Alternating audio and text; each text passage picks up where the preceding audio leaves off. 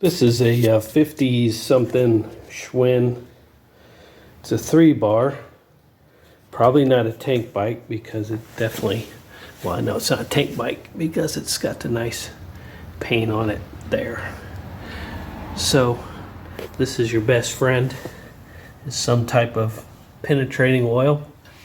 When you get it home, soak up all the parts you want to take off. So this is going to be a Klunker build. So just soaked it down.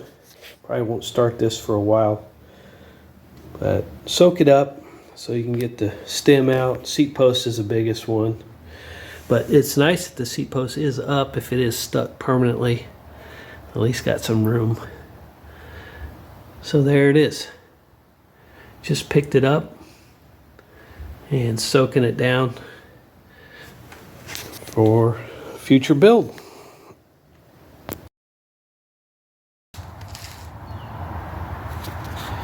So the frame is stripped.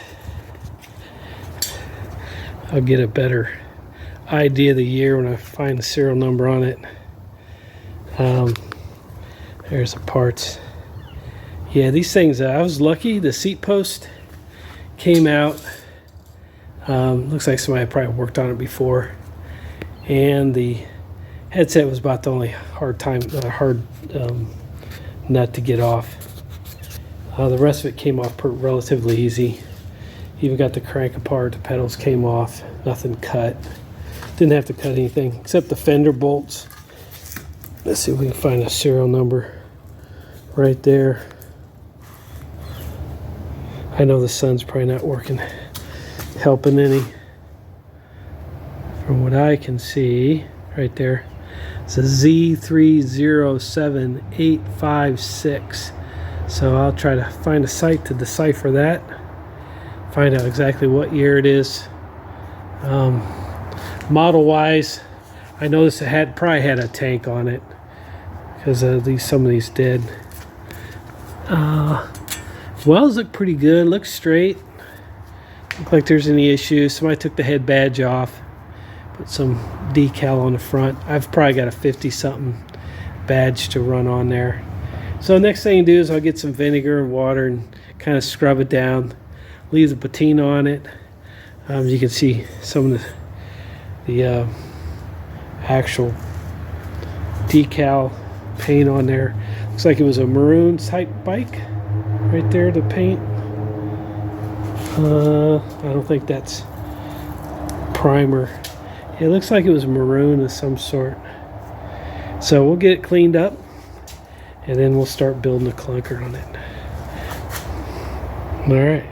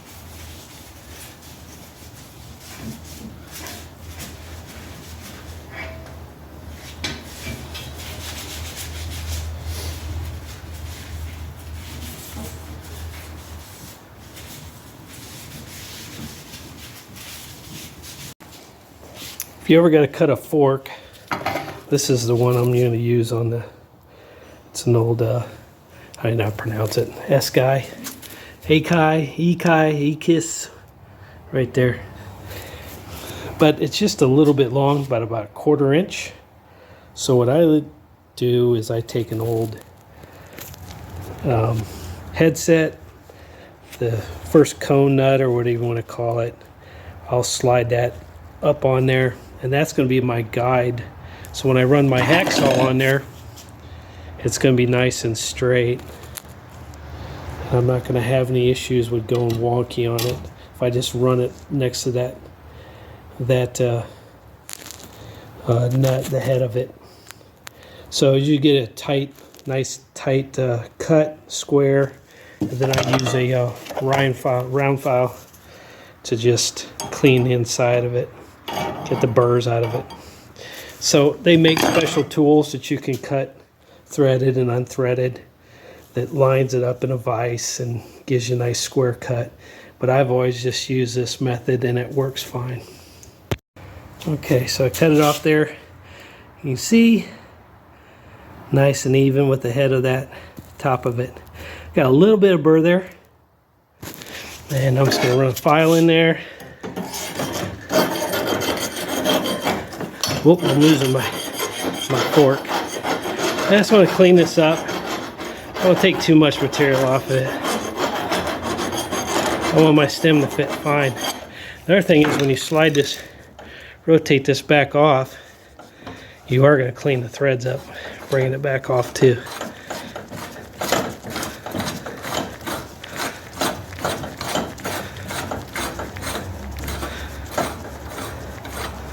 So just an old hacksaw, you know, cone nut here, what do you want to call that thing, headset, and you can see I just, yeah, it's pretty square. Well, it's real square. It's nice and even. And you clean the threads up. I had another nut on there just for jam the cone so it wouldn't move. So that's it. Everything should go on nice and easy.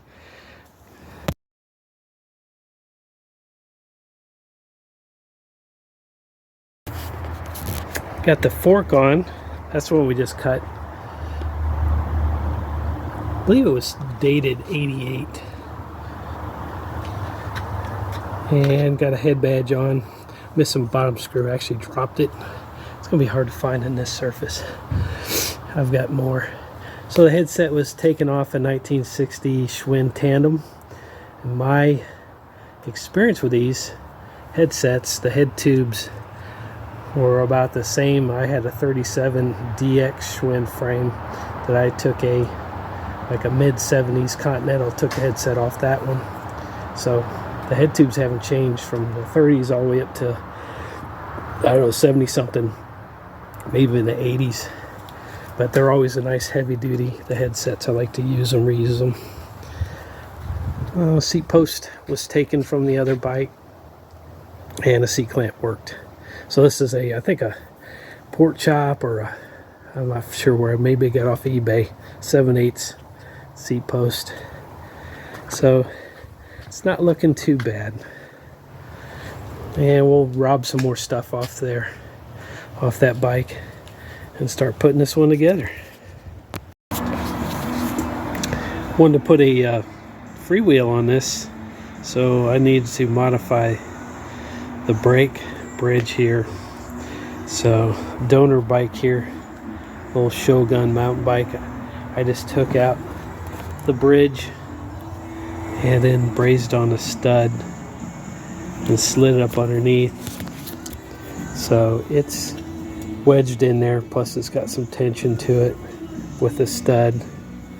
So now I have a bridge I can drop a caliper brake on, and I set it up so I could reach my 26-inch wheel and have some adjustment to it.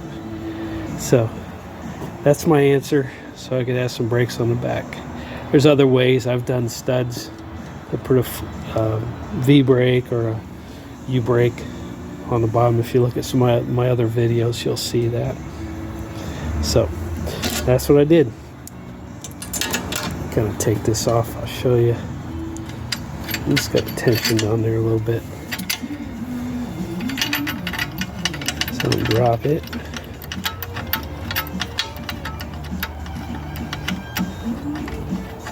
So I just took my time with the bridge, cutting it back, getting it to, it would just slide right in there. First I thought I was just going to wedge it between, but I just didn't have enough material.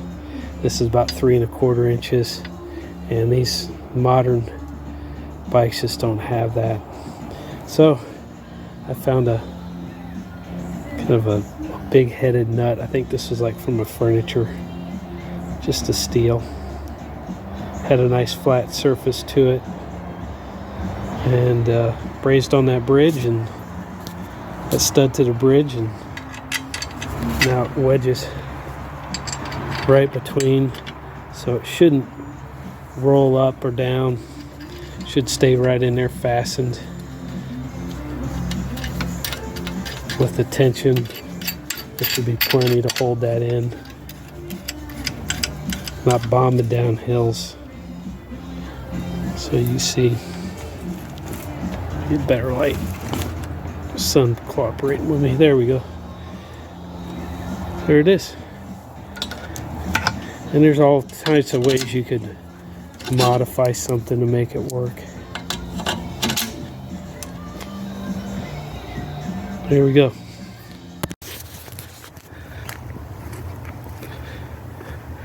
Well, we got a beautiful day today in the Northwest. The D-12, I know I misspoke earlier in the video. This is a D-12. I had a DX earlier. This is a D-12, 1950. So we got it all back together. Borrowed the stuff off that Sprint BMX cruiser I built, and everything slid on there pretty good. Went with a 80s fork, BMX style fork. And then I've got new SE bars. I tried some motocross bars. I've tried use those in the past, but they weren't wide enough or tall enough. So these are SEs, the cruiser bars. And the brakes are like a Diacomp or a Lychee knockoff Diacomp. I think they're the 880s or something, but they got the long reach on them. Wheel sets from an 83, I think, Sierra. Mountain bike, Schwinn. Got the bolt-on high flange hubs and some knockoff Comp 3 tires, 195s I believe those are. The brake bridge worked out real good. Everything stopped. Crank is a probably a mid 60s, just like a 165 Schwinn crank and bottom bracket, and the chain ring is borrowed off a probably early 2000, maybe late 99, 98 Schwinn BMX, like a Falcon or what were they running that year, the XS's. Just they're nice. They're big thick alloy. They look good. It's all embossed. So there it is. Oh, stem is borrowed from an Emery. If you guys remember the Emery cruisers, this was factory. Grips are actually original 80 something, salvaged. Saddle toasty, just Schwinn Sprint. Still works, hasn't broke yet. So there's my, haven't built one in a long time, so this is my just getting back into it. All right, please subscribe. Thank you.